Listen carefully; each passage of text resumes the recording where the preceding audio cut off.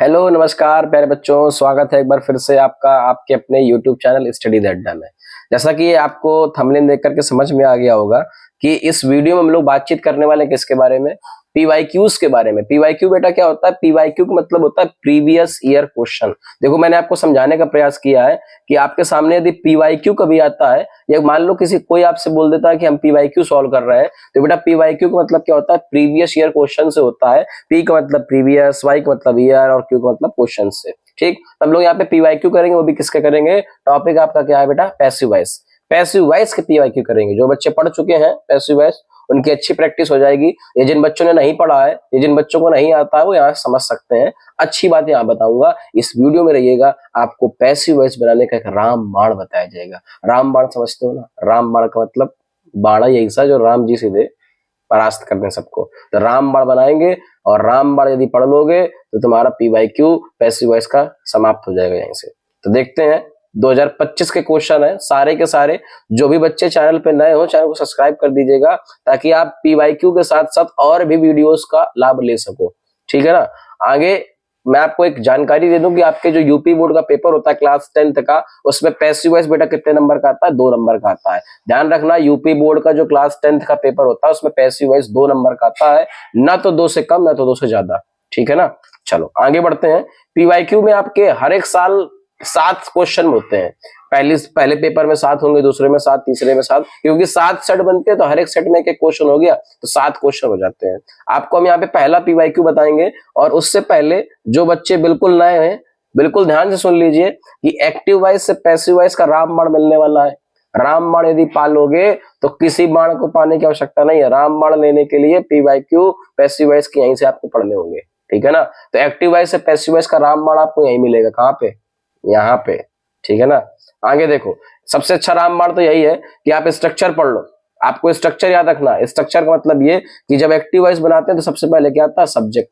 Subject के बाद में हेल्पिंग वर्ब आती है, हेल्पिंग वर्ब के बाद में मेन वर्ब आती है, मेन वर्ब के बाद में ऑब्जेक्ट आता है, ऑब्जेक्ट के बाद में बेटा अदर वर्ड आता है, और लास्ट में फुल स्टॉप आता है।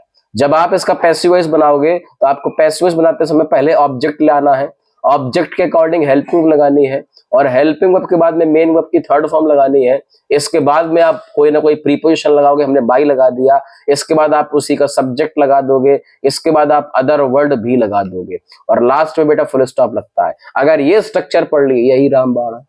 ये स्ट्रक्चर अगर पढ़ लोगे तो तुम्हारा काम बन जाएगा। क्या स्ट्रक्चर है? जब एक्टिव वॉइस का सब्जेक्ट होता है तो पैसिव वॉइस का ऑब्जेक्ट बनता है, जो एक्टिव वॉइस का ऑब्जेक्ट होता है वो पैसिव वॉइस का सब्जेक्ट बनता है। मैंने स्ट्रक्चर के माध्यम से आपको बताने का काम किया है। पैसिव वॉइस में हमेशा वर्ब की थर्ड फॉर्म आती है।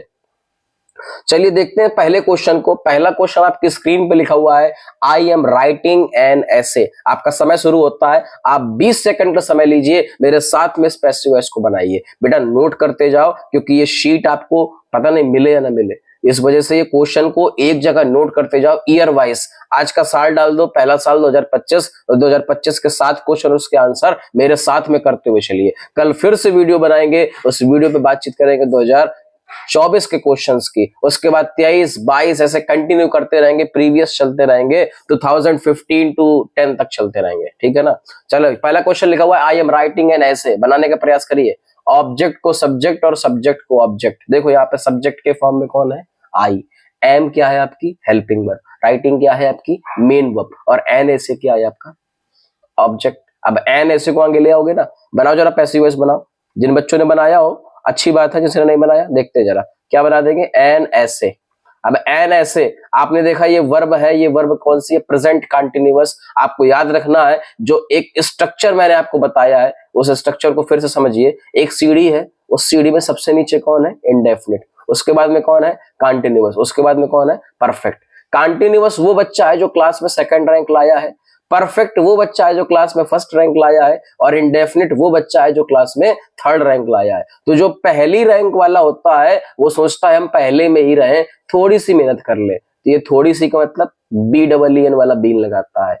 और जो सेकंड रैंक वाला होता है वो पहले वाले से ज्यादा मेहनत करता है, मतलब BEING लगाता है। देखो इसमें 4 लेटर है और इसमें 5 लेटर है। और जो तीसरे पोजीशन पे होता है वो अपना पूरा जोर लगा देता है और कंटिन्यूअस में चला जाता है। खैर कोई बात नहीं, आपको ये बात पहले से पता होगी।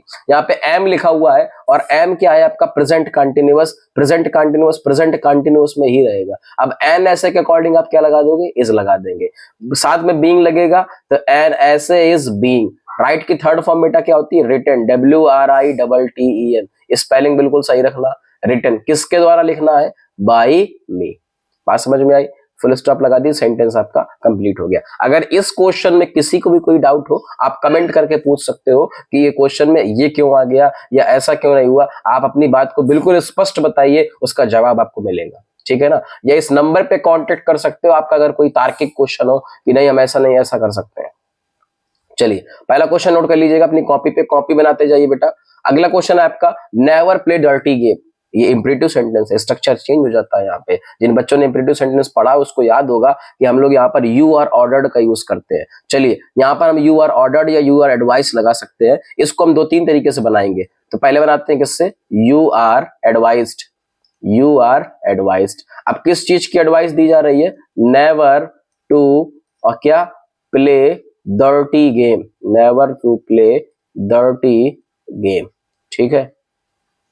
आगे इसको और एक तरीके से बना सकते हो, दूसरा तरीका क्या है, लेट से बनाओ। क्या बना दोगे, let, let dirty game, let dirty game. फिर उसके बाद नेवर लिखा है, नेवर लिख दीजिए।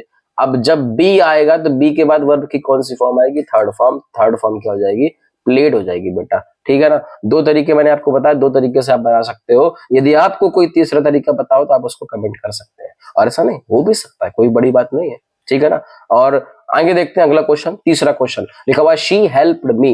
अब इस क्वेश्चन को पढ़िए, हेल्प वर्ड आया, हेल्प, हेल्प में ईडी लगा दिया गया, वर्ब की सेकंड फॉर्म है। आपने 12 टेंस पढ़े, 12 में से केवल एक टेंस होता है जिसमें वर्ब की सेकंड फॉर्म होती है। वो कौन सा टेंस होता है, जवाब दो उसका, कमेंट करो ना। वो कौन सा टेंस होता है, वो होता है पास्ट का इंडेफिनिट। अब जब पास्ट इंडेफिनिट है तो जाएगा कहां पे, पास्ट के कंटिन्यूअस में। बनाएंगे किससे, मी का क्या हो जाएगा, आई, आई के साथ वॉस। हेल्प की थर्ड फॉर्म क्या हो जाएगी, हेल्प्ड, इसके द्वारा हो रहा है बाय हर, ठीक है ना। बताओ कोई दिक्कत, नहीं समझ में आया, फिर से समझो। लिखा हुआ शी हेल्प्ड मी, सब्जेक्ट क्या है, सी। हेल्प आपका, हेल्प में ईडी लगा हुआ है, यही आपकी मेन वर्ब है, यही आपकी हेल्पिंग वर्ब है। और मी क्या है आपका ऑब्जेक्ट, ऑब्जेक्ट को सब्जेक्ट बना देंगे आई। हेल्पिंग को क्या लगा देंगे, वाज। हेल्प की थर्ड फॉर्म हेल्प्ड बाय हर। कोई दिक्कत, चलो आगे बढ़ो। पीवाईक्यू आपको तभी आएंगे जब आप ऑलरेडी पढ़ चुके होगे। तो पहले पैसिव वॉइस पढ़ो, फिर उसके बाद पीवाईक्यू सॉल्व करना, बाकी कॉपी बनाते जाओ। आगे देखो, she is writing a letter.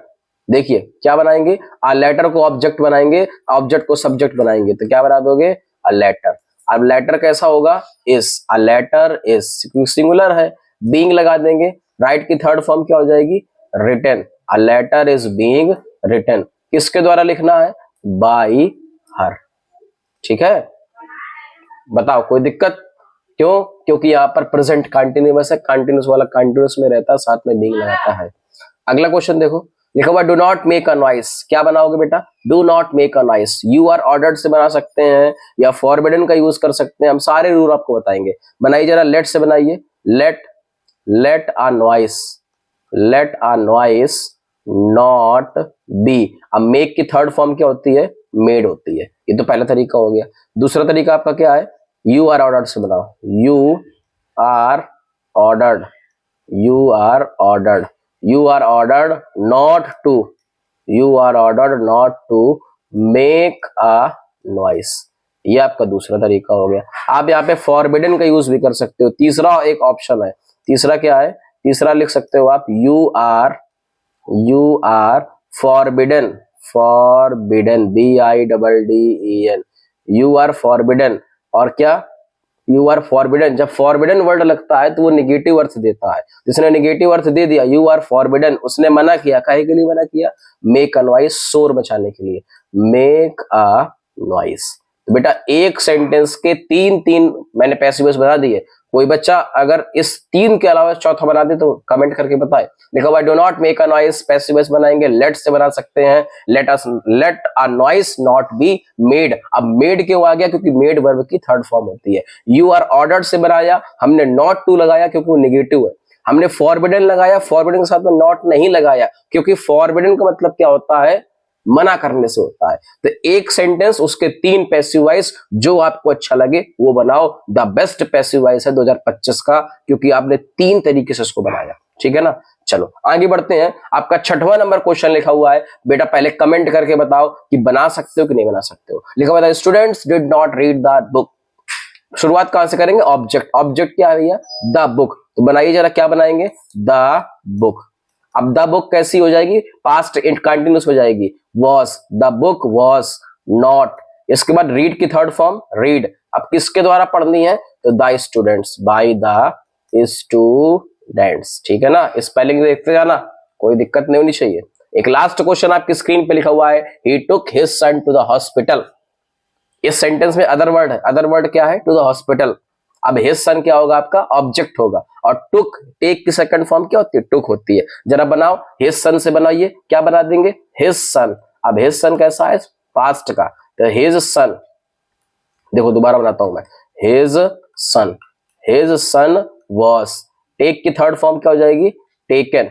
His son was taken to the hospital. अच्छा एक मिनट, इस सेंटेंस में एक बात बताई गई है, his son, he took his son to the hospital. यानी ही का मतलब वह, टुक का मतलब लिए जा रहा है, हिज सन का मतलब अपने उसके बेटे को टू द हॉस्पिटल, अस्पताल। कौन लिए जा रहा है? His son. तो his son was taken, his son was taken to the hospital, to the hospital, to the hospital. अब किसके द्वारा लिए जा रहा है? तो बाय ही का क्या हो जाएगा? हिम हो जाएगा। बस बन गया पैसिव वॉइस। उम्मीद करता हूं बातें आपको समझ में आई होंगी। अगर समझ में आ रही हैं तो बस कॉपी बनाते जाओ, ताकि दोबारा जब इस क्लास को देखो ना तो आराम रहे और पेपर में कोई समस्या ना हो। 2025 के क्वेश्चन है, पेपर में पिछले साल आए थे। जो बच्चे अच्छे से पढ़ लेंगे वो पक्का इन्हीं में से कोई एक क्वेश्चन फिर से दोहरा जाएगा। हम लोग लगातार बैक टू बैक चलते रहेंगे। ठीक है ना। चलिए।